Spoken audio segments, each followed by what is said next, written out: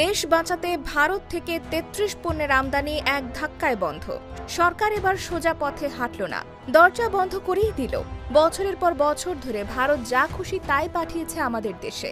একদিকে আমাদের দেশীয় শিল্প ধ্বংসের মুখে, আরেকদিকে ভারতের রপ্তানিকারকদের মুনাফা দিনে দিনে আকাশচুম্বী।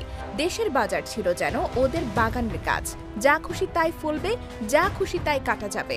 অবশেষে ২০২৫ সালে এসে বাংলাদেশ সরকার এক টেবিলে সব হিসাব কষে দিল। এবার আর কোনো আলোচনার জায়গা নেই। ভারত থেকে এক ধাক্কায় ৩৩টি পণ্যের আমদানি বন্ধ ঘোষণা করা হয়েছে। চলুন এক নজরে দেখে নেওয়া যাক সেই ৩৩টি পণ্যের তালিকা, যেগুলো এখন থেকে আর বাংলাদেশে ঢুকবে না ভারত থেকে। Duplex board, newsprint, kraft paper, cigarette paper, মাছ, সুতা, আলু, গুঁড়ো দুধ, তামাক, রেডিও যন্ত্রাংশ, টিভি যন্ত্রাংশ, সাইকেল যন্ত্রাংশ, মোটর যন্ত্রাংশ, ফর্মিকা শিট, সিরামিক সামগ্রী, স্যানিটারি সামগ্রী, স্টেনলেস স্টিল সামগ্রী, মার্বেল স্ল্যাব, টাইলস, মিশ্র কাপড়, ছাপানো কাপড়, ডিনার সেট ও গ্লাসওয়্যার, কৃত্রিম রেশমি সুতা, সস্তা প্যাকেটজাত নুডলস, সৌন্দর্য চর্চার প্লাস্টিক সামগ্রী, প্লাস্টিক চামচ, বাজারজাত প্লাস্টিক বালতি, অ্যালুমিনিয়াম পাত, সস্তা ইলেকট্রিক সুইচ ও ফিটিংস, থার্মোকল ও ইউপিএস বক্স, কম দামি ফার্নিচার কাঠ, বাজেট রেঞ্জ কিচেন সেট, গৃহস্থালী প্লাস্টিক সামগ্রী। এই সিদ্ধান্ত মূলত এসেছে জাতীয় রাজস্ব বোর্ডের পক্ষ থেকে, যেখানে স্পষ্টভাবে বলা হয়েছে এই পণ্যগুলো দেশের অভ্যন্তরীণ উৎপাদনের ক্ষতি করছে, বাজার দখল করছে এবং কিছু ক্ষেত্রে অবৈধ রুটে ট্রানজিট হয়ে তৃতীয় দেশে রপ্তানিও হচ্ছে। অর্থাৎ শুল্ক ফাঁকি দিয়ে বৈধ বাণিজ্য ব্যবস্থাকেও নষ্ট করছে এইসব ভারতীয় পণ্য। প্রথমত, এই নিষেধাজ্ঞার মাধ্যমে সরকার একটা বিষয় পরিষ্কার করে দিয়েছে, বাংলাদেশের বাজার আর ফ্রি ফর অল থাকবে না।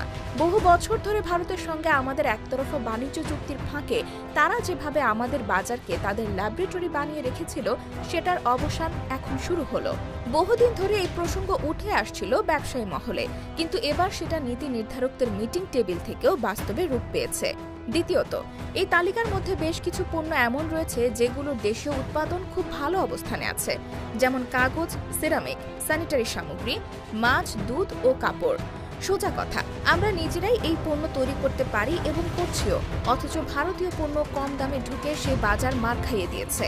এতে দেশীয় শিল্প শুধু বিক্রি হারায়নি, বরং অনেক ক্ষেত্রে উৎপাদন কমিয়ে দিতে বাধ্য হয়েছে। এই পরিস্থিতি থেকে বের হওয়ার জন্যই এবার সরকার নিষিদ্ধ করে দিয়েছে এই সব ভারতীয় পণ্য। তৃতীয়ত, এই নিষেধাজ্ঞার একটি গুরুত্বপূর্ণ দিক হলো এটা প্রাক বাজেট নীতিমালার অংশ হিসেবে ঘোষণা করা হয়েছে। অর্থাৎ এই সিদ্ধান্তটি অর্থনৈতিক কৌশল, যেখানে ভবিষ্যতের জন্য একটি নিরাপদ বাজার গঠন করার রূপরেখা রয়েছে। এখানে অবশ্য একটা প্রশ্ন ওঠে, এই পদক্ষেপ কি শুধু ভারতের জন্য?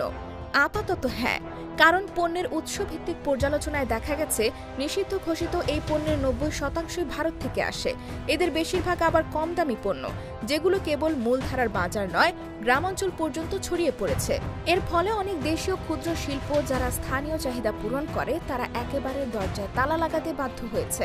আরও গুরুত্বপূর্ণ হলো, সরকার এই নিষেধাজ্ঞার সময় কিছু সাবধানতাও রেখেছে, যেমন কাঁচা তামাকের কিছু উপাদান যেগুলো নির্দিষ্ট নিবন্ধিত বিড়ি কারখানা আমদানি করে থাকে, সেগুলোর জন্য বিশেষ শর্তে ছাড় থাকবে।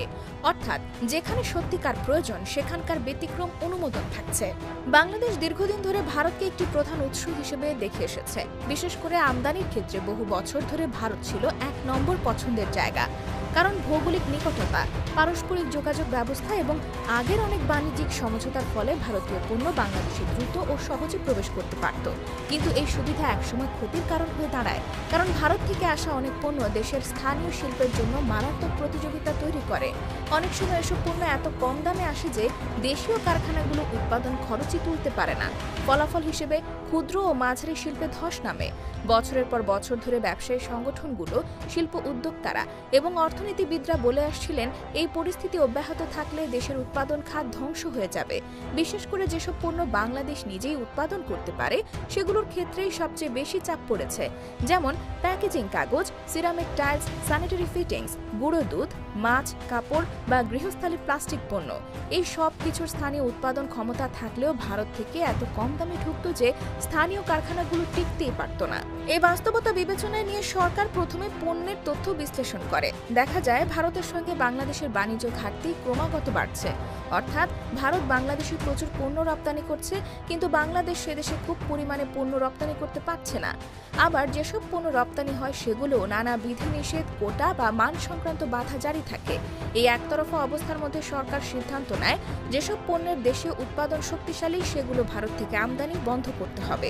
এই সিদ্ধান্ত বাস্তবায়নের জন্য জাতীয় রাজস্ব বোর্ড 2025 সালের এপ্রিল মাসে 33টি পণ্যের তালিকা প্রকাশ করে, যেগুলো ভারত থেকে আমদানি নিষিদ্ধ করা হয়েছে। এর পেছনে 3টি মূল কারণ আছে।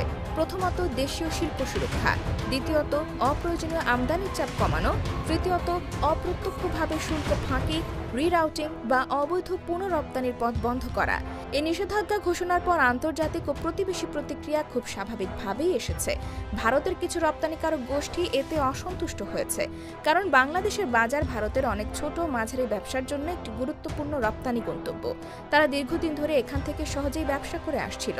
এখন সেই প্রবাহ থেমে যাওয়ায় তাদের ব্যবসা ক্ষতিগ্রস্ত হচ্ছে। এই সময় অনেকেই প্রশ্ন তুলেছেন, নিষেধাজ্ঞার ফলে কি দেশের বাজারে সংকট তৈরি হবে না? আসলে বিষয়টা পুরোপুরি ভিন্ন। সরকার এমন পণ্য নির্বাচন করেছে যেগুলো বাংলাদেশের ভেতরে উৎপাদিত হয় অথবা অন্য দেশ থেকেও সহজে আমদানি করা যায়। যেমন চীন, মালয়েশিয়া, ইন্দোনেশিয়া, থাইল্যান্ড, তুরস্ক, এমনকি মধ্যপ্রাচ্য থেকেও অনেক বিকল্প উৎস আছে। কাজেই এই নিষেধাজ্ঞার ফলে বাজারে ঘাটতির আশঙ্কা নেই, বরং এতে স্থানীয় শিল্পে একটা ন্যায্য প্রতিযোগিতা তৈরি হবে। দেশের কারখানাগুলো আবার ঘুরে দাঁড়ানোর সুযোগ পাবে, নতুন উদ্যোক্তারা উৎসাহ পাবে এবং কর্মসংস্থানের ক্ষেত্রেও ইতিবাচক প্রভাব পড়বে। একদিকে আমদানির চাপ কমবে, অন্যদিকে দেশীয় উৎপাদন বাড়বে।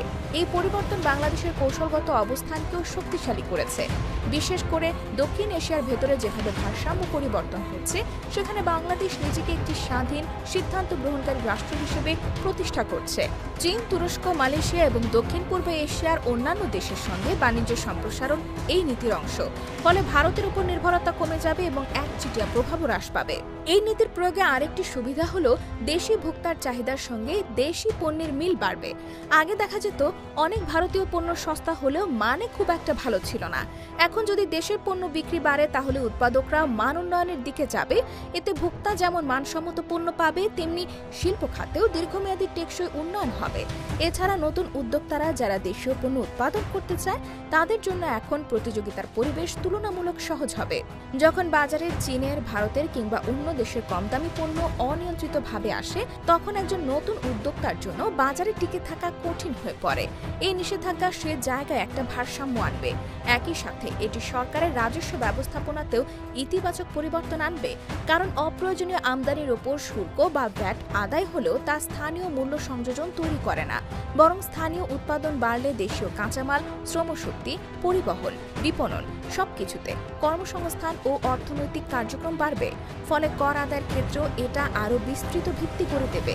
আরেকটি দিক হলো, এই সিদ্ধান্তের ফলে বাংলাদেশকে এখন আন্তর্জাতিক বাণিজ্যে আরও ভাবতে হবে। বিশ্ব অর্থনীতির ক্ষেত্রে এই পদক্ষেপ একটি বার্তা পাঠিয়েছে। বাংলাদেশ এখন আর একতরফা সিদ্ধান্ত মেনে নেওয়া দেশ নয়। এর ফলে অন্যান্য দেশও বুঝে যাবে বাংলাদেশের সঙ্গে বাণিজ্য করতে হলে স্থানীয় শিল্পের প্রতি সম্মান দেখাতে হবে। অনেক সময় দেখা যায় বড় দেশগুলো ছোট দেশগুলোর বাজারকে নিজেদের দখলের জায়গা মনে করে। বাংলাদেশ এই ধারার বাইরে যেতে চাইছে। অন্যদিকে এই সিদ্ধান্ত বাস্তবায়নের জন্য সরকারের বিভিন্ন সংস্থাকে এখন আরও সংগঠিতভাবে কাজ করতে হবে। কাস্টমস, বাণিজ্য মন্ত্রণালয়, শিল্প মন্ত্রণালয় এবং রাজস্ব বোর্ডকে সমন্বয় করে কাজ করতে হবে, যেন এই নিষেধাজ্ঞা কার্যকর হয় এবং কেউ যেন ভুল পথে এসব পণ্য আবার প্রবেশ করাতে না পারে। এই সিদ্ধান্ত দীর্ঘমেয়াদে দেশি শিল্পের মান উন্নয়নে সহায়ক হবে, কারণ এখন দেশি শিল্প জানবে তাদের পণ্যের প্রতিযোগী আর সহজে বিদেশ থেকে ঢুকবে না।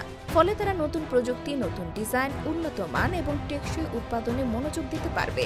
এই মনোভাব যদি তৈরি হয়, তাহলে শুধু পণ্যের দামে নয়, গুণমানেও দেশি পণ্য আন্তর্জাতিক বাজারে জায়গা করে নিতে পারবে।